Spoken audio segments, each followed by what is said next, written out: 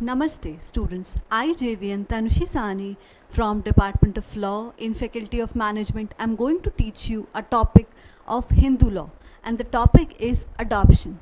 So as we all know that we were also a child sometimes, but unfortunately there are some child who cannot be adopted, right? So in these conditions, what are the provisions regarding adoption, right? There are many religions: Hindu, Muslim, Christian, Parsi, Jains, and many other. So, similarly, the process of adoption is different for all of them. So, as I discussed, that I am going to teach you Hindu law, so we will be focusing on the adoption procedure under Hindu laws for Hindus only. It is only applicable on Hindus, it is not at all applicable on any other child of any other religion. So, let's start. So as we know, the topic for the day is adoption under Hindu law. So let's start. So as I told you, the adoption and maintenance, there are two things. Adoption means to adopt somebody. Like there is a child who do not have any parents, or his or her parents are no more in this world, or due to some religion, due to some reason, they have left the particular child. So there are provisions in law for the adoption. So let me continue with it. So as you can see that Hindu Adoption and Maintenance Act means, so let's start. In Hindu law, the different provisions with respect to adoption, as I told you that there are many provisions of adoption under the Hindu laws, but in Muslim law, in Christian law, in Parsi law, there are no separate laws, right? In Hindu law, there is a provision mentioned in Hindu law regarding the adoption, but in Muslim law, Christian law, and Parsi law, there is no separate provision regarding it. I hope this is clear to you. Moving to the next point is that they have to approach the court for the adoption. Who have to approach the court? The Muslims, the Christians, and the Parsis. They have to approach the court for the adoption. And under which act? Under the Guardians and Wards Act 1890, right? So this is clear to you that for Hindus, the procedure is mentioned under Hindu law only, that is Hindu Adoption and Maintenance Act. But in case of Muslims, it has been mentioned for Muslims, Christians, and Parsi. Where you have to go? You have to go under the Guardians and Wards Act 1890. I hope the slide must be clear to you. Moving further. Now, what is legal adoption, right? Listen, you cannot take a child along with you and say that this is my child from now onwards, right? This is a emotional aspect, but as we are studying law, so we will be moving towards the legal aspect of it. So what does legal adoption means? How can you adopt somebody legally, that from this time Miss A or Miss B is with you, is your child. So according to the Juvenile Justice, Care and Protection of Children Amendment Act 2006, once a child is separated from the biological parents, which means that suppose a child, suppose his name is Rohan. Rohan is being separated from the biological parents due to any reasons. ठीक है, biological parents are those parents who gave the birth to the child. Getting my point? These are those parents who have given the birth to the child. A child is being separated from the biological parents for good and become a legitimate child of his adoptive parents. Legitimate means, what do you mean by legitimate? Legitimate is a word, jayaz. In Hindi we call it as jayaz. There are two words basically. First is legitimate and the second is illegitimate. Legitimate means something जो कि जायज़ है and illegitimate is नाजायज़. तो now what will happen, that Mr. A child is being separated from the biological parents and now will become the legitimate child. वो अब जायज़ बच्चा बन जाएगा किसका? Of his adoptive parents, means of the parents who have adopted Mr. A. ठीक है. and he gets all the rights that are related to the biological parents. And now, as there are rights and liabilities, rights and duties, so Mr. A will get the rights of the biological parents also. Moving to the next slide. ठीक है. Now it's like, suppose what happens there, Indians and foreigners, there are two types of people. Indian means those person who are living in India, who are the citizen of India, and foreigner is those who is not the citizen of India.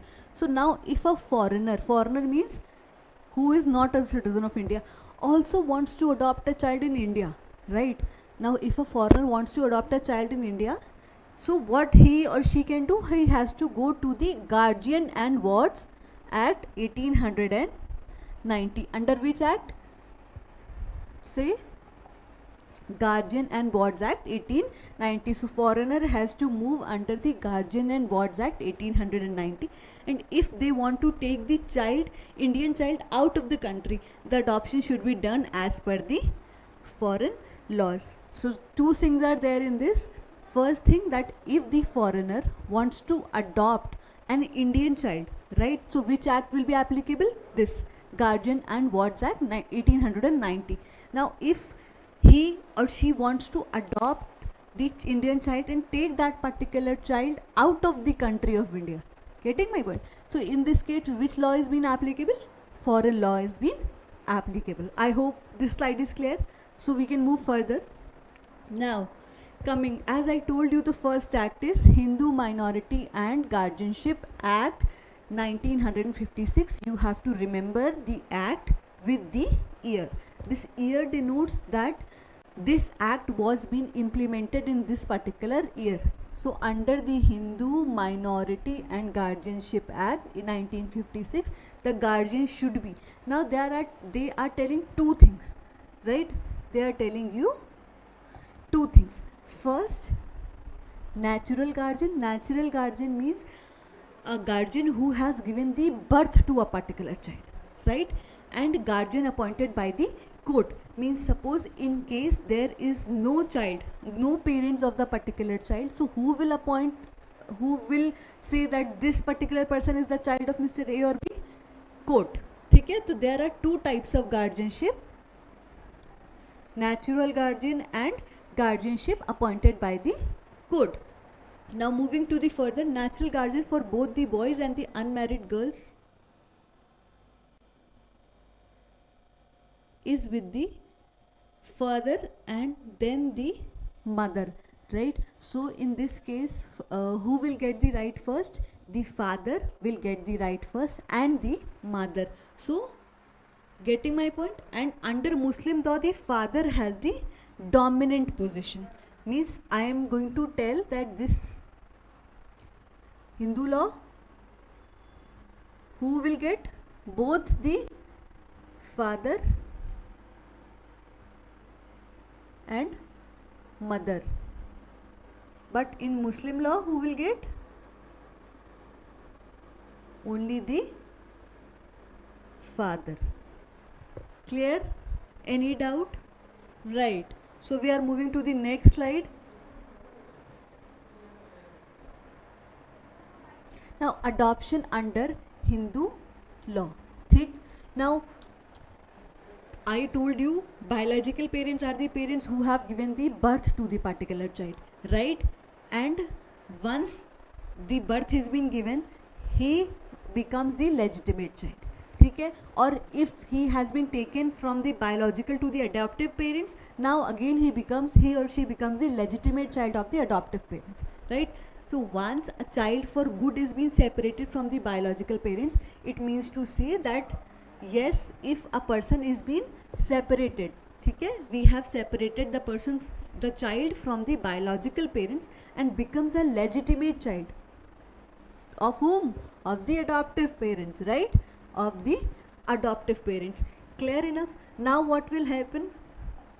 Now he will get all the rights and responsibilities of the adoptive parents. Suppose there are two persons, parent 1 and parent 2. right? So in this case what will happen? In this case parent 1 and parent 2, right? So this is the biological parents and this is the adoptive parents. Now what will happen? Now the child is being transferred from the biological parents to the adoptive parents, and thus he becomes the legitimate child of them. One more thing, this is very important. This means that the adoptive child cannot marry the other adoptive child or real child of his adoptive parents. Suppose now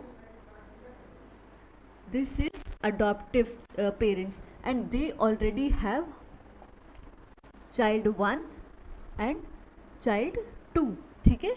तो this child 2 is the adopted one, so he or she cannot marry the earlier child of his adoptive parents. Clear enough?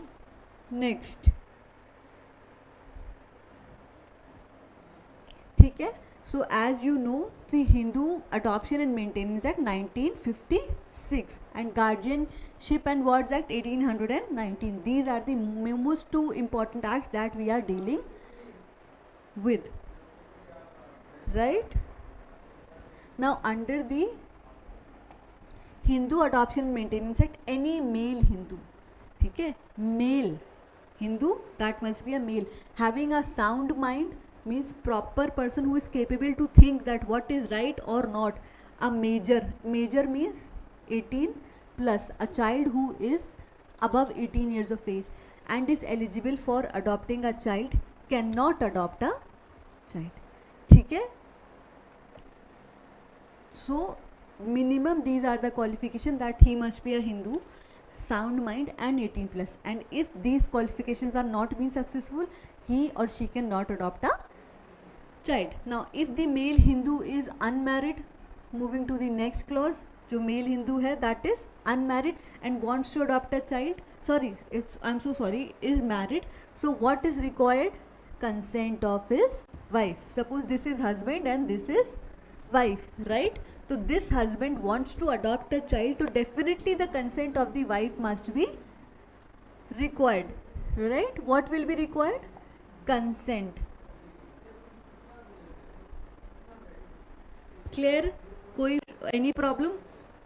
And yes, the consent should be free. The consent should be free. Free means that the wife must agree to the terms and condition of the husband, irrespective of any fraud, coercion, means she must not be threatened, right? Now next, under the Hindu Adoption and Maintenance Act, under the Hindu Adoption and Maintenance Act 1956, now we are dealing with this again. Any male Hindu, ठीक है, again male Hindu having a sound mind, major and eligible for adoption can adopt a child, ठीक है? We have discussed it earlier, ठीक? Same way we have discussed, and if he is married, तो consent of wife is required. This is regarding the male Hindu, right? But if we deal with female Hindu, then what is the provision? Female Hindu must be of sound mind, again a major and eligible for adoption. Now female Hindu is married and wants to adopt, so she will require the consent of her husband. What will she require? Consent of her husband, and again the consent should be free. Clear? Yes. Now who is allowed to adopt a child? A married or unmarried male. A male, whether married or unmarried, can adopt a child. A married or unmarried female, ठीक है, again the same condition, may adopt a child, and NRI also can adopt a child according to foreign laws or according to Guardianship and Wards Act 1890, ठीक है? Yes. Conditions for adopting, when a Hindu male or female wants to adopt a son, they must not have a son living, right? When you are adopting a son, you must not already have a son living, whether legitimate or illegitimate. It can be either legitimate or illegitimate. You must not have it living, ठीक है? When a male or Hindu male wants to adopt a daughter, no daughter living, ठीक है?